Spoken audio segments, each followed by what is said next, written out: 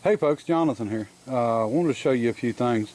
Johnny Dale Cummins, a friend of mine, we call him JD, come by and brought me this. I've never seen one like it. This is a kickdown cable for the 350 turbo, and it just goes in regular with the, got the seal, and we got to put a screw, get a screw and put in. But this thing slides in and out here, and you tighten it up, and it slides in and out here, and you can tighten it up for any length. And this thing will go really long. And then it's got the new style adjustment on it, like the 700 R4s for the kickdown. And then it's got a choice of what you use for kickdown on it. And you can, of course, loosen that up and slide it anywhere you want and set it for length. So I think that'll definitely take care of our kickdown issue, and I can bring it in and hook it on the bottom of the carburetor. And he also brought me a dipstick tube, because my dipstick tube was rusted and broke, and you can see that's all I had. And for some reason right here where it come past the exhaust, or right below there, it was rusted into, and I stuck it in there, and I wanted to see where we were going to have to put it. This bracket's separate, but this is one of our header plates that's going on, and I wanted to be able to clear everything, so I was just checking it out. But that's going to work out really good. I ran this thing just a little bit more and got it idling good, and it's ready to go. I don't see any reason why we need to change anything on the engine at all. Just going to do all the little stuff here to have it ready. It's really nice because it's got the single inlet fuel pump. It don't have the overflow, which we used to plug them off anyway. Picked up a gas tank. I'll show you it. Okay, here's our tank, 17 gallon. It's actually a boat tank. It's really clean, fully aluminum.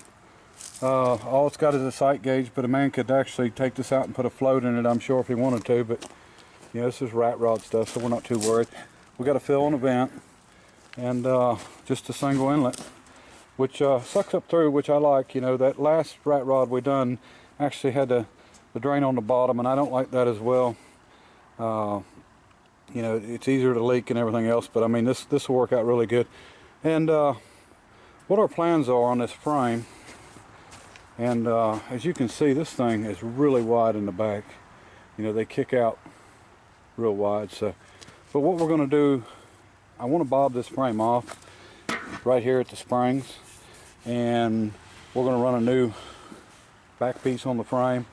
This cross member is going to be straightened out some, but what I'm going to do is mount the tank right in here and at the back, and I think we'll have plenty of room, you know, right up to the back of the spring perch. So it's going to work out really good.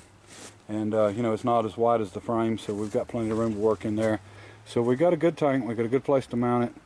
You know, you don't ever want to mount your tank if you can keep from it up this way, especially on something that's not, you know, that's a rat rod or such, because if you throw a U-joint and drive shaft comes out and it's going to hit the tank, if it does create a spark, you know, and it easily could, even off of the ground or off the concrete, you know, you could have a fire. So I try not to put the tank anywhere where the drive shaft can come out and hit it. You know, not above the rear end or nothing. But real good tank, made in 1976, so it's old, but that really don't matter.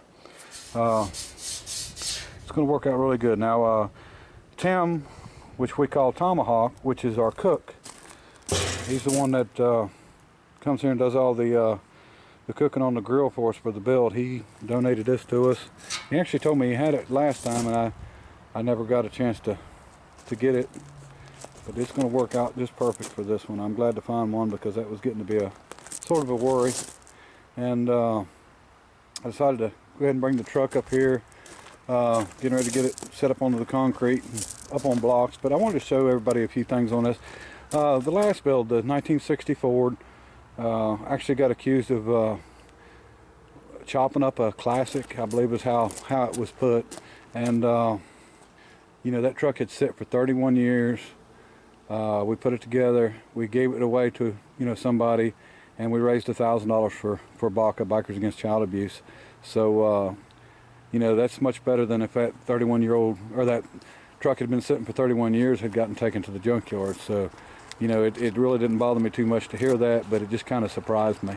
And you know, we're not really working with real good stuff here to start with. And even that truck was rough, and definitely this truck. I want to show you a few things about it. For one thing, the leaf spring's broke, and on this side, and then if you look at the other side, it must be, I think it's behind it. See if I can get the camera on it here. Let me see. I think you should be able to see it's broke one, two, at least two springs there are broke. And so that's shot. I noticed that the nut's missing off the pinion on the front. So you know, this is not good stuff that we're starting with anyway. You know, we've got a cab mount rusted completely out there. We got major floor issues on this side where it's separated and coming down. You know, really rusty. Both back cab mounts has got problems, and we're gonna straighten them out the day of the build. We've got rust in the back of the cab right here, which is not a lot we can do with, but I mean, you know, it could be patched. But you know, the bed's probably going to hide all that anyway, but you know, it still needs to be sealed up where no water or anything can get in. We don't have much frame issue on this one. The other ones, or the other 62 parts truck, seems to be worse than this one. And this one, see, I thought this was actually the parts truck with no title. I've got title for this one. It's the other one I don't have the title for, so it worked out pretty good. But the inner plate has got rust on it, and I think I showed everybody this before, and some on the cross member. Now the driver's side is worse than the passenger side, but the bottom and top rail on the main frame is actually good shape, both sides. But we are going to do a little bit of patching there just to, you know, keep from having to worry about it. And you know, we're going to have quite a bit of torque on this engine, and you know, this side is a little better, but looking at it, I can see somebody has welded it together. So I don't think that's a factory. And there's no door handle inside the door latch, so that's going to have to be taken care of. I think that these windows, or at least this window, is actually plexiglass. I don't think it's real glass. Windshield. We've got a two-piece windshield coming. This windshield here is very expensive, and you wouldn't think it was, but it's not flat. It's actually got a little bit of bend in the center. So we're going with the two-piece windshield. So I had to order the windshields and ordered the rubber, and we're going to put that in the day of the build. Somebody had put a wiper up top, and right after I got this truck, I actually gave that wiper to Brad, a friend of mine, to put in his 27, 28 Willys car. So I can feel the rods off of these, but we've got parts for all that, so that's not a problem. We're not going to do any kind of paint or anything like that on it. We're just going to try to clean it up like we did the last one. Maybe we'll have time to spray a little bit of clear on this one, not for sure. The frame's going to get cleaned up. Front axle's going to get out.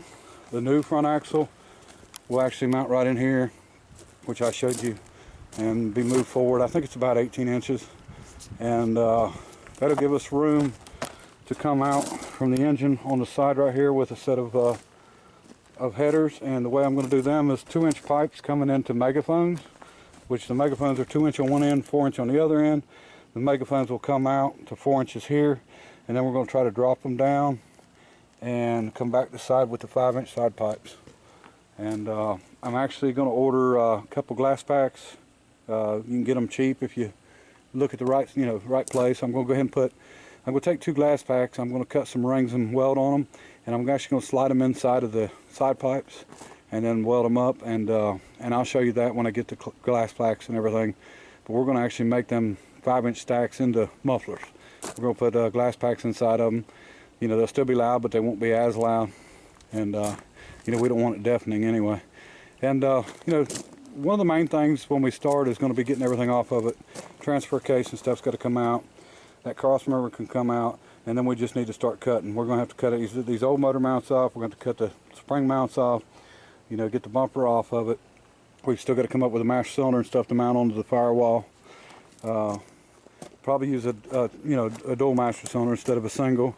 and run to the front end of the rear separate. And just a lot of work to do. There's some firewall issues that's already been knocked on, and so we'll just be running the grill and the hood.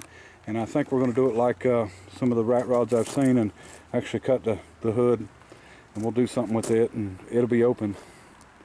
So there's our grill that we're using. It's in good shape. I got the headlight bezels, I got lights, everything for that, not a problem. Here's our bed we're using. This is the I think this is like a 40s model Ford or Chevrolet or something. I mean, it's just an old one that I picked these sides up from the auction.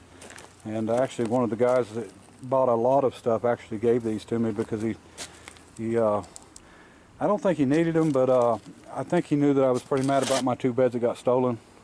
And he was one of the junk men there. He wasn't the one that I think took them, but I had actually paid this guy here to load some stuff for me the day before that, or a couple days before that. So he really seemed like a nice guy. I don't think he would have had anything to do with my beds. So anyway, he gave me them, and said he wasn't going to use them, didn't need them anyway, and was just going to scrap them. So. And then we've got these aluminum fenders, which was also donated by our, I'm not going to call him cook no more. We'll call him Tim the chef. How about that?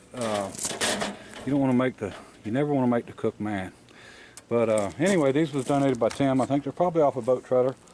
About 10 inches wide, aluminum, really light, don't weigh anything. I think they'll look really good on there. Just wanted to mix it up a little bit. And the squared off fender, flat fenders on it would be fine, but I mean, I think these would be a little bit better.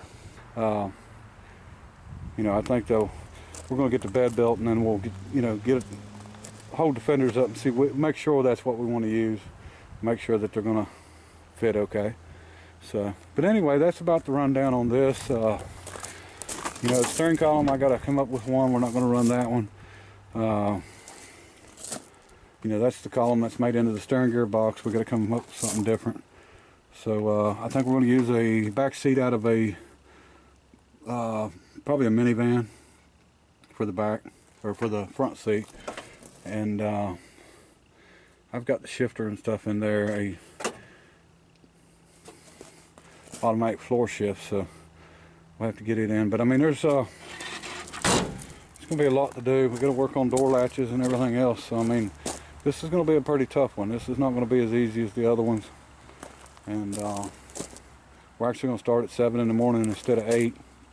And the main thing is getting everything cleaned off, getting the front end in, and then getting the motor in, and that way we can figure out where our steering box can mount, and try to clear everything with the steering U-joints and stuff, and then build our headers around that.